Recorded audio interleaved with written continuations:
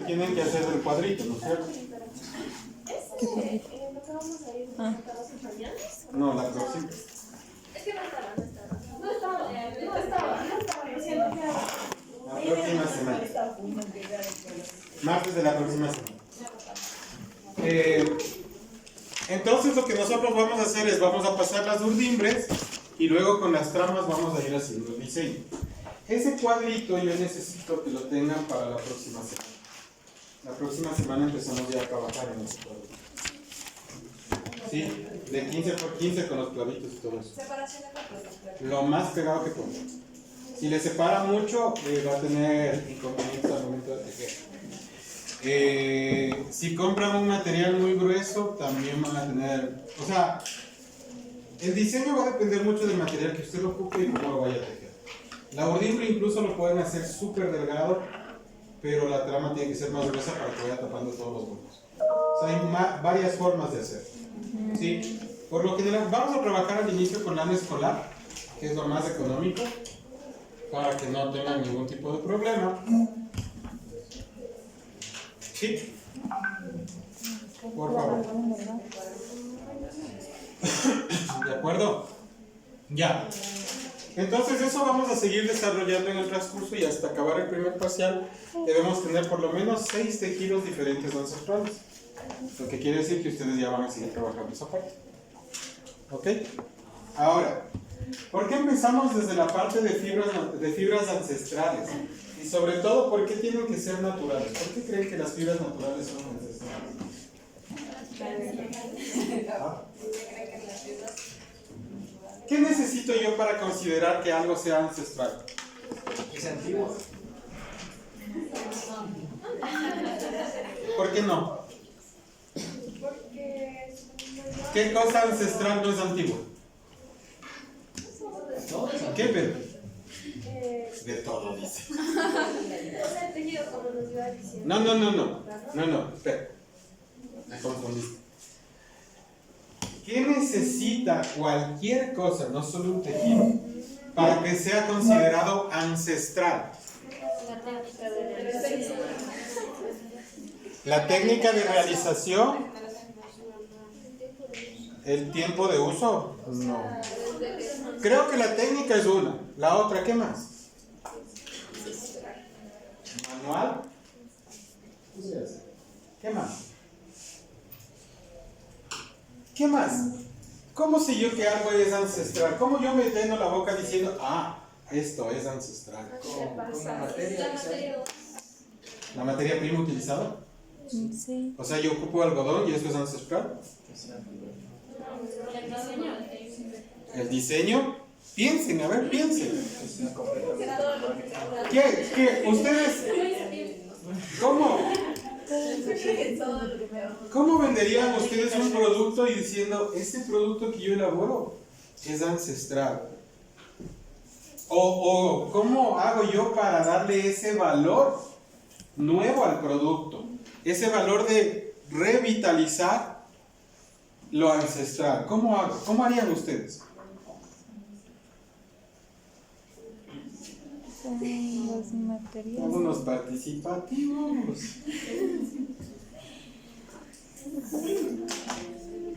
La una, lo que nos dijo la Pau, estoy totalmente de acuerdo.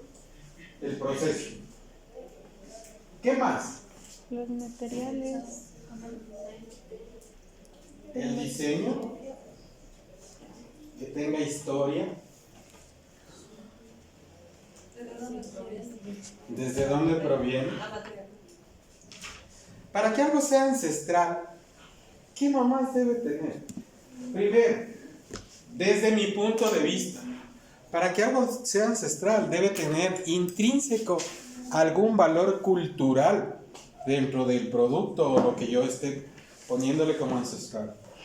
Porque para que algo sea considerado ancestral tiene que ser o tiene que estar relacionado con la cultura a la cual yo estoy haciendo el análisis o de la cual yo quiero hacer la representación. ¿Sí? Entonces, de ley tiene que tener algo cultural. ¿Qué podría ser algo cultural? Mari. ¿Qué es algo de tu cultura, por ejemplo? Todos somos pertenecientes a alguna cultura. ¿Qué es algo de tu cultura? Pues el chimborazo. El chimborazo. ¿Por qué? Es la representación de la provincia donde El chimborazo es la representación de la provincia. No es al revés. Pregunto. ¿Qué más? Odalis. Algo de tu cultura.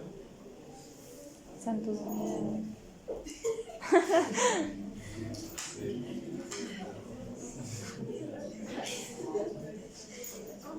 No tengo cultura. Sí tiene cultura. Angelini. A ver, cuando yo les digo cultura, ¿qué se les viene a ustedes a la mente? Cultura del pueblo, vamos a ver. Cultura tabaleña, ¿qué se les viene a la mente? No, pues tejidos. ¿Qué más se les viene a la mente? Colores, accesorios, ¿qué más? Bordados. ¿Qué más? Sus tradiciones, ¿cuáles tradiciones? ¿El Inti Raymi es una tradición? ¿O es una festividad? No. ¿Inti Raymi es una tradición o es una festividad? Una festividad. Dentro de la cultura, ¿qué nomás abarca? ¿Me abarca vestido? ¿Qué más me abarca? Me abarca vestimenta, me abarca alimentación, me abarca música, me abarca religión, me abarca festividades. Entonces, todo eso es cultura. Todo eso es cultural.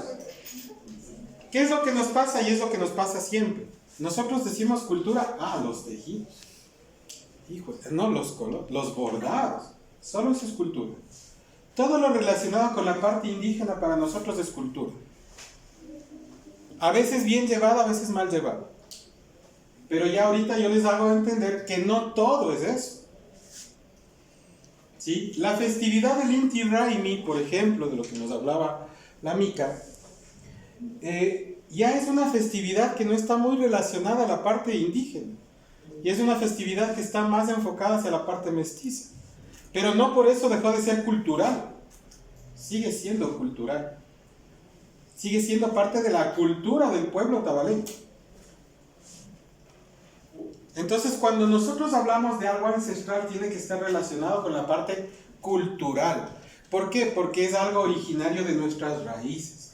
Para que sea ancestral, de ley tiene que estar relacionado con nuestras raíces, con nuestra cultura. De ley tiene que transmitir algo. De ley tiene que estar enfocado en algo. ¿Sí? ¿Qué fibras ancestrales consideran ustedes que existen en el Ecuador? El algodón. La lana. La lana. ¿Por qué es ancestral la lana? ¿Quiénes utilizaban?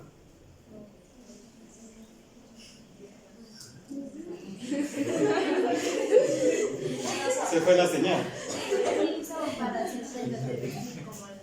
Claro, se utilizaba para hacer los anacos, pero ¿quiénes utilizaban para hacer los anacos? ¿Por qué yo pongo esto específicamente? Fibras naturales ancestrales. ¿Las fibras sintéticas pueden ser ancestrales? ¿Por qué? Porque son sintéticas. Porque en sí las culturas escogían lo que tenían a mano. Exacto. Porque las fibras sintéticas no me transmiten nada de la cultura. La lana sí me transmite parte de la cultura. Parte de la forma de vida del campo, de la agricultura. Se están ocupando los recursos. En el Ecuador muchísimo más, en las zonas, en la Sierra Central, muchísimo más se ocupaba la lana. ¿De acuerdo? Otra fibra ancestral que ocupamos en el Ecuador, el algodón. Los pantalones de los otavaleños originalmente eran hechos de algodón. ¿Sí? Incluso si nosotros nos ponemos a investigar un poco sobre las fibras y los textiles y la relación que existe, nos vamos a dar cuenta que hay fibras que son específicas de cada pueblo y cada color es específico de cada pueblo. Entonces usted ve caminando por la calle a una persona que lleva un poncho que de un lado es de color azul marino y del otro lado es negro o gris. ¿De qué cultura es? Mucha les falta cultura general. Sombrero, trenza, pantalón blanco. El que dice trenza.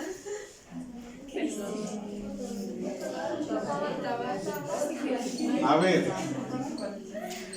poncho azul del un lado y el revés puede ser gris o negro. Pantalón blanco.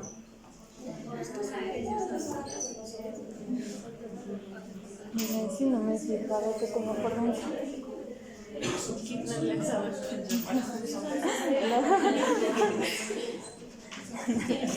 Sombrero y trenza. ¿De qué gol? ¿Sombrero de qué color? Parece adivinanza ya esto. Los sombreros de los otavaleños por lo general tienen tonos oscuros, no son tonos claros. Negros, azules. Pero yo con esto, solo con esto, yo ya sé que se trata de un otavaleño. Ningún otro pueblo originario del Ecuador tiene esta mezcla de colores. Ninguno. Sí, entonces, estos ponchos, claro, antes de lana de borrego, entonces tú veías a alguien así, sabías que era otavaleño. Y eso hacía que tú identifiques ya incluso con qué fibra trabajan ellos. ¿Cuáles son las fibras que ellos más utilizaban? Y por ponerles el ejemplo de los otavaleños. ¿Sí? Porque de ahí si hablamos acá de los chibuleos, si hablamos por acá también de los panzaleos, o si hablamos también de los zaraguros, de los alazacas, cada uno tiene una identificación diferente. En la forma del poncho es totalmente diferente. Y cada uno tiene un significado que está relacionado con esto, con la parte ancestral, con la parte cultural. ¿De acuerdo? Entonces, primero, fibras naturales de ley para ser ancestrales. ¿Cuáles son las fibras que más se ocuparon en el Ecuador? Ah, antes de pasar. En el Oriente, ¿qué fibra se ocupa? El plátano es la fibra del plátano. Ay, madre, les falta full cultura guamas.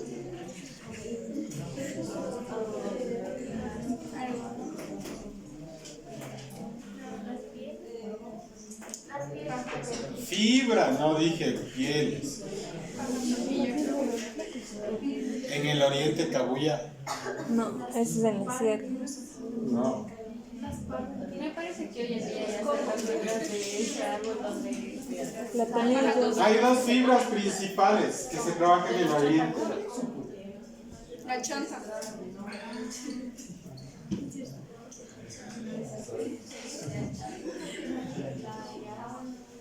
La yanchama y la chambira.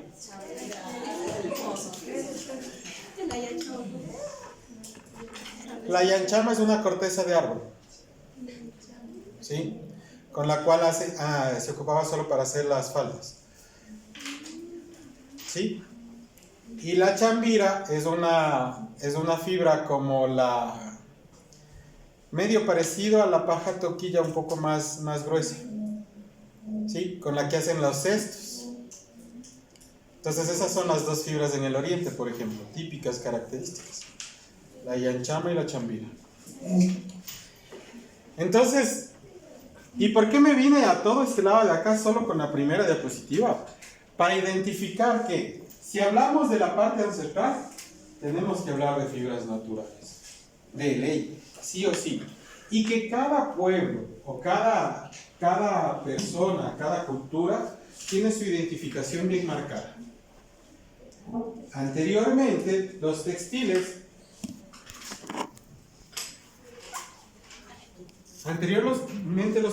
eran de muchísimo valor. Era como moneda, como dinero. Sí, se ocupaban mucho para los trueques, tenían un valor súper elevado. Sí, entonces, los textiles eran tan, ¿cómo les explico? O sea, llegaron a ser tan importantes que los españoles prohibieron que las mujeres tejan, solo podían tejer los hombres para hacer la tela para los españoles. ¿Sí? Y como se dieron cuenta la habilidad de los indígenas acá en Ecuador, ellos lo que hacían era les esclavizaban. ¿Sí han escuchado los obrajes, no es cierto? ¿Qué son los obrajes? Explíquenme, yo no. Explíquenme.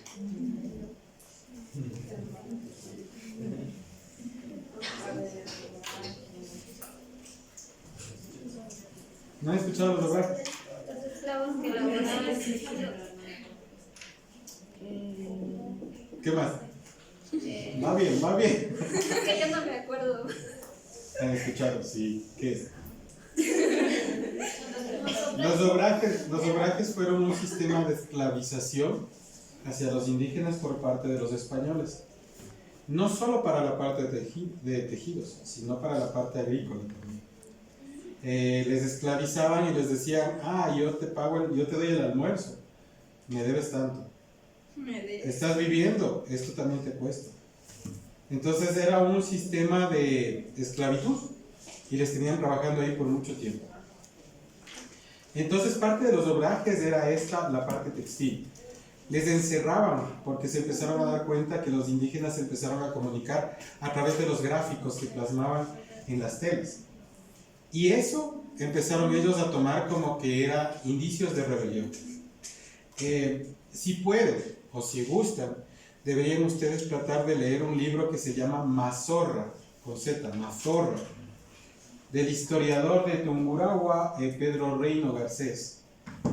Ahí nos habla un poco de la historia de cómo se fue dando este tipo de obrajes, de esclavitud y todo lo que funciona.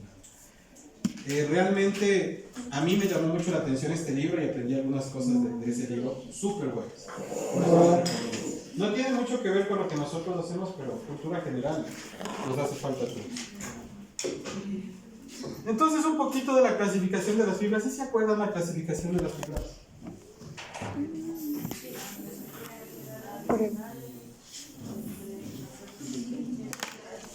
¿Cuáles son las principales? Las vegetales. ¿Cuáles son las más utilizadas a nivel mundial?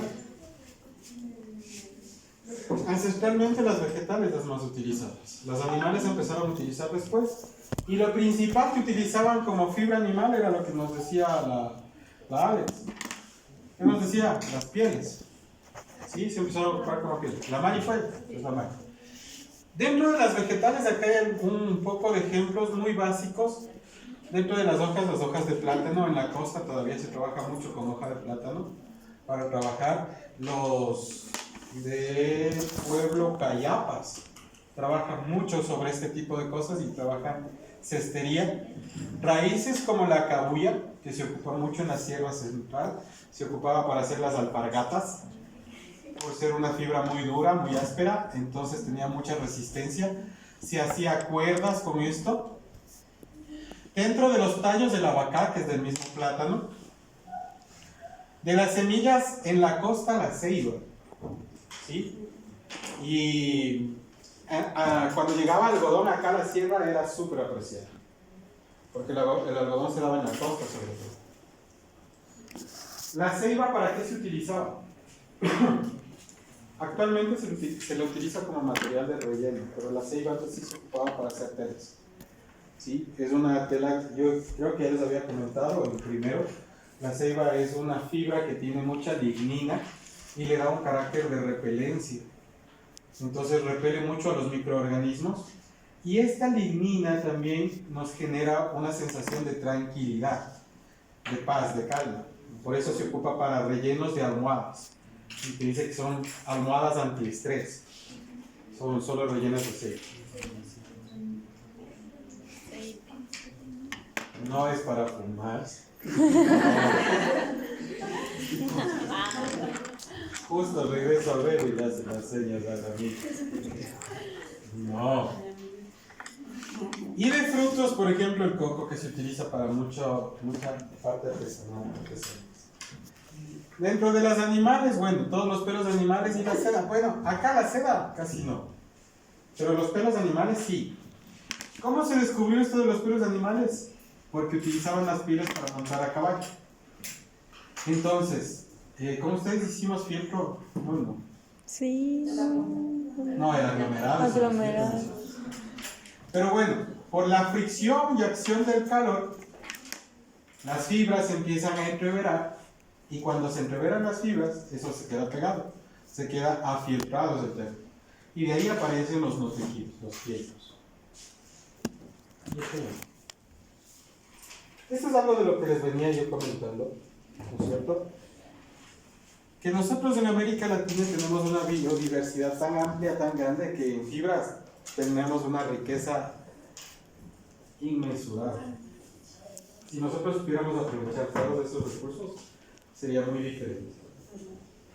¿Sí? ¿Qué es lo que nos falta? Investigar y meter ganas para usar ese tipo de cosas diferentes. Volarnos las tejas, como dice.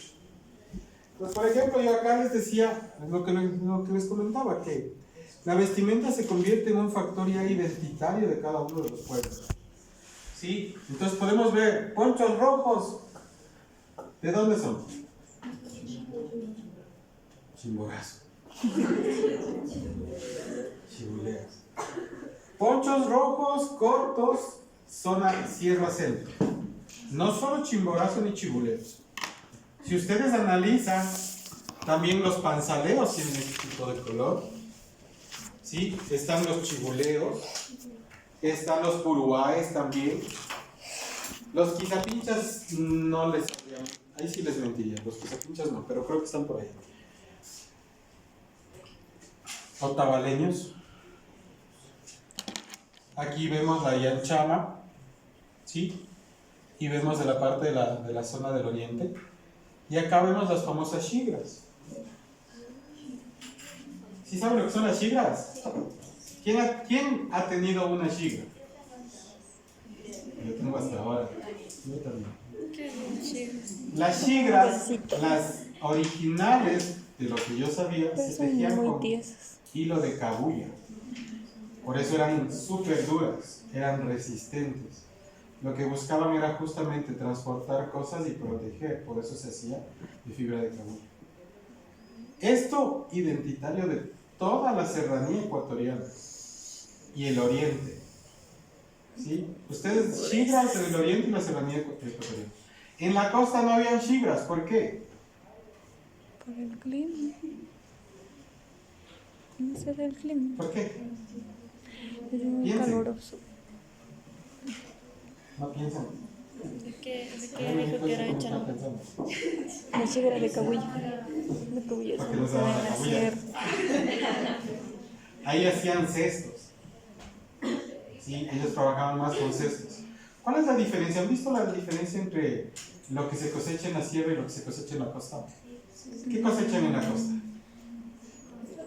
Frutas. Orégano. Más frutas. No, solo de fumar hablan ustedes. ¿Qué cosechan en la costa? Orégano. Que tienen su propia resistencia en las frutas de la costa. Porque el coco. ¿Qué se cosecha en la costa? Naranjas, mandarinas. ¿Cómo son? ¿Cómo son? Granos. Súper En caros, la sierra, ¿qué cosechan ustedes? Granos, choclos, arvejas. ¿Cómo es eso? Muy pequeño. Si yo hago cesta, se cae.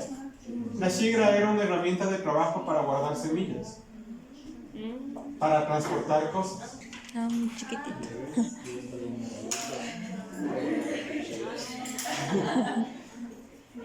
Cultura general. Cultura general. Sí. Entonces, como ven, esta parte, estas imágenes de aquí a mí me parecen súper importantes por lo que yo les digo. Porque ya los textiles, haciendo una relación, los textiles se convierten en identitarios para cada uno de los usos o cada uno de los pueblos, cómo los usaban. ¿Sí? Y esto era, ustedes iban, es como ir aquí por la calle. O sea, usted va por la calle y ahora dicen, venezolanos. ¿Sí o no? Usted va por la calle y dice, no, este man es de la costa. Así era acá. Ya le veían, ah, no, mira, este es de la sierra, este es del centro de la sierra, esto es del sur. Porque si nosotros analizamos la vestimenta de los indígenas, de la sierra centro con la sierra sur, es muy diferente. Es muy diferente, ¿por qué? Por el tipo de clima que se maneja. El sur es un poquito más cálido. Sí podría ser, sí podría ser. El sur es un poco más cálido en la parte de los indígenas, por eso ocupan incluso los pantalones más cortos, los araguros, el poncho es mucho más corto, el sombrero es más amplio para protegerse más del sol. Entonces todas esas cosas hacían la diferencia. El sombrero de los araguros, ¿de qué es hecho? Ese sombrero que tiene manchita Ese sombrero que parece de vaca. es con De vaca. así como Todos los sombreros son de fieltro, de paño, de fieltro, de lana, pero esos sombreros tienen un acabado como de cal encima, para hacerles más rígidos, más duros. ¿Sí?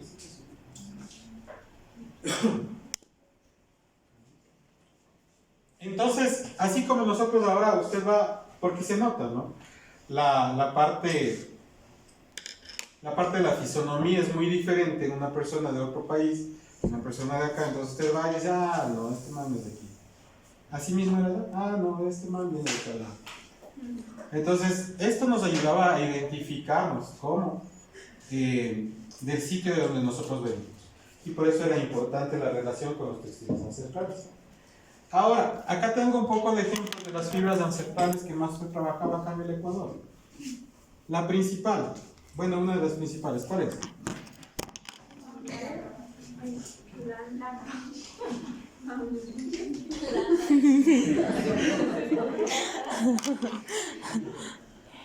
Yo era el enfermo. ¿Qué les pasa?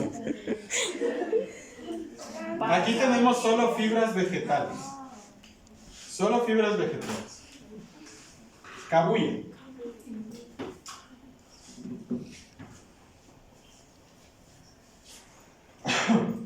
Aquí tenemos algo que no es la paja toquilla. Esta es la totora. ¿Sí saben para qué se ocupaba la totora? ¿Para qué? Para hacer espera. Exacto. Para hacer esteras. Ah, eso sí. ¿Qué son las esteras? Para poner en la cama. Bueno, yo, mi papá es lo que hacía eso. Para... Claro, se ocupaba sobre todo como para dormir a veces en las esteras. Incluso decían que era súper bueno y se ponían debajo de su colchón porque te da más rigidez, te da ni sé qué, te cura de un montón de cosas. ¿De qué? ¿De qué dijo? Lo escuché. ¿Qué dijo? Digo que cachucha y chalicera. Eso. Y la totora se ocupaba para hacer cestos también. ¿Sí? ¿Totora o totora? Totora. Así como el pueblo de acá abajo, totoras. Le quita la S y queda como totora. Acá tenemos ceibo. Lana de ceibo. Ah, no, perdón, esto es cáñamo. Esto es cáñamo. Y esta es lana de ceibo. La ceiba. Ceiba. Ajá. ¿Vale? Y acá tenemos como que las plantaciones, ¿no es cierto? Acá podemos ver. Esto sí es paja toquilla. Esto no es totora, esto sí es paja toquilla. Eso sí no lo he visto.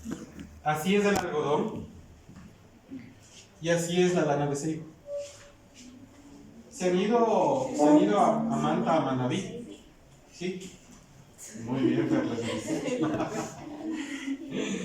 ¿Han visto que a veces ahí hay unos arbolitos que parece que están como explotando como canguillitos así de forma blanco?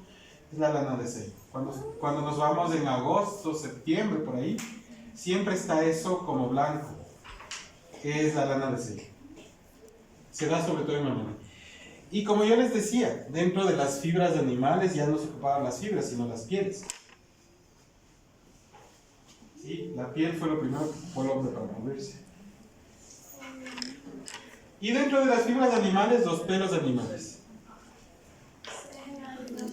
¿Cuál es la diferencia entre estos y estos? Que el uno es la llama,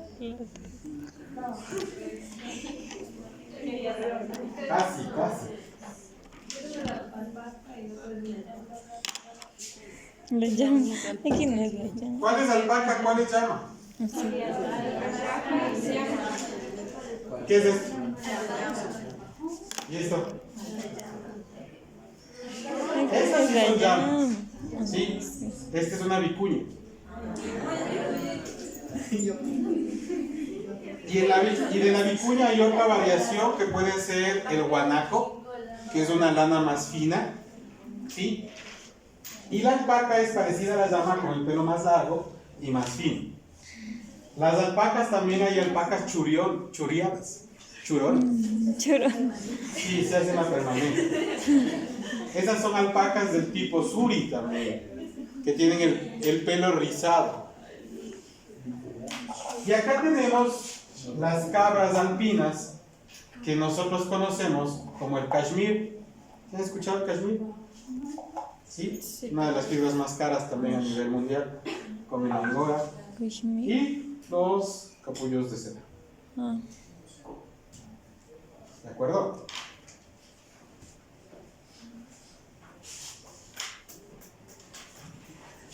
Ahora vamos a ver, ya acabamos. Ahora vamos a ver algo de fibras no tradicionales que se están ocupando en el mercado y que antes eran ancestrales, pero están entrando como una novedad al mercado. Una de estas es el famoso muskin. El muskin, que es un hongo, no es nada más que un hongo, que nos va a dar un símil al cuero. Le conocen como un cuero vegetal. Si es un hongo y me da un símil al cuero, esto va a ser algo ancestral, o pudo haber sido algo ancestral. Obviamente que fue algo ancestral porque estaba ahí todo el tiempo, sino que no le supimos aprovechar. Es algo así. ¿Qué es? ¿Parece qué? Parece. Pero es la parte de arriba, la seta de arriba del hongo. ¿Sí?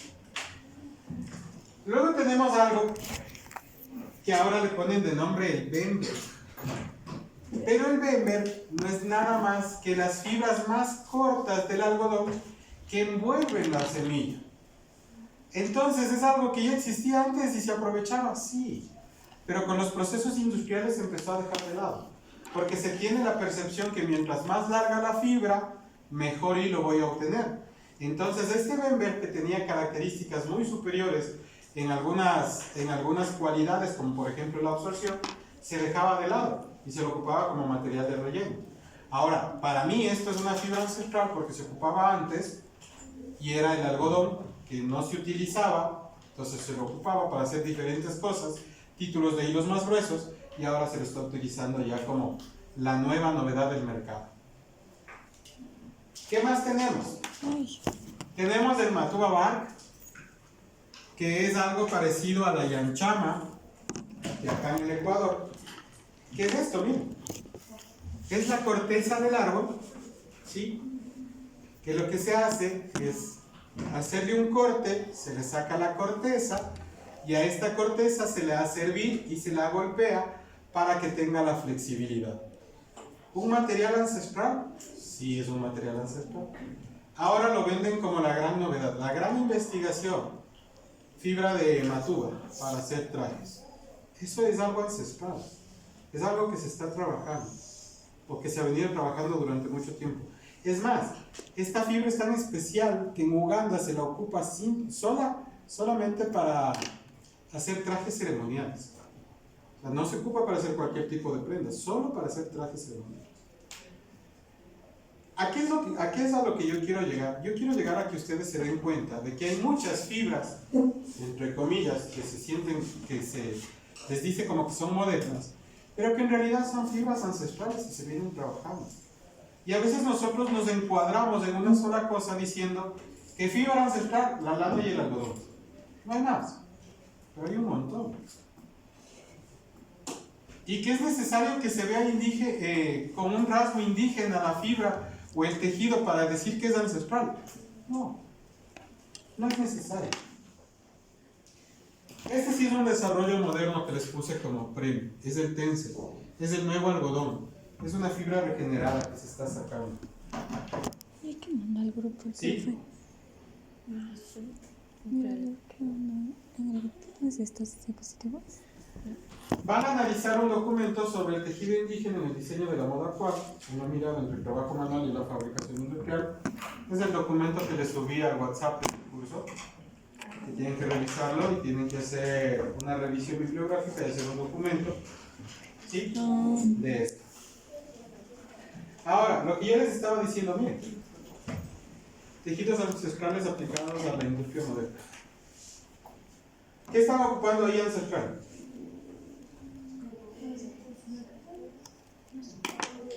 La Los cartera, accesorios, los accesorios, la falda también, creo. el cinturón, miren, los kipups.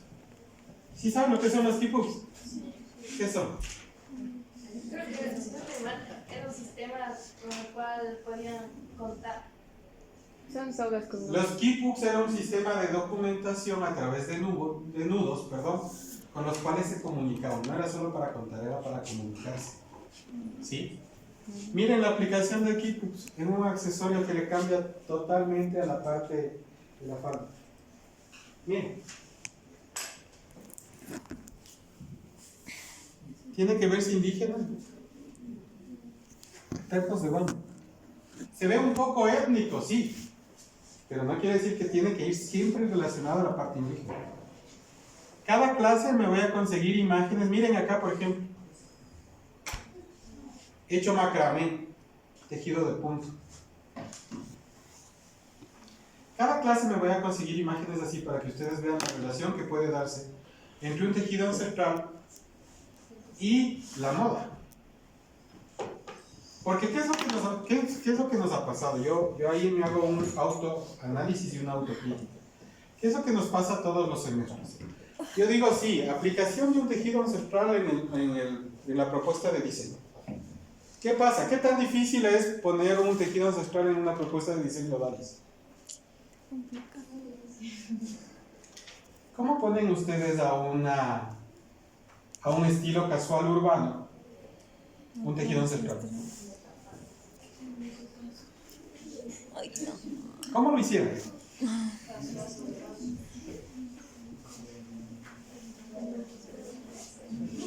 Aquí tienen algunas ideas de cómo se podría hacer. La idea es eso. La idea es que ustedes empiecen a generar y a romper ese paradigma que tenemos nosotros, que cuando se les dice ancestral, nos vamos hacia la parte indígena. Y no nos vamos hacia la parte cultural, hacia la parte ancestral propia del tejido en este caso. ¿Sí? Cuando yo les digo tejidos ancestrales, todo el mundo dice, wow, los tapices que hacen en Salazaca. Y no es solo eso, es parte de, sí, pero no es solo eso. Por eso es que todas las clases, cuando tengamos presentación, yo les voy a pasar unas 4 o 5 fotos relacionando para que ustedes tengan ideas de qué es lo que pueden hacer, cómo es lo que pueden lograr. En este traje de baño, por ejemplo, no está hecho el tejido está sublimado, el diseño está sublimado.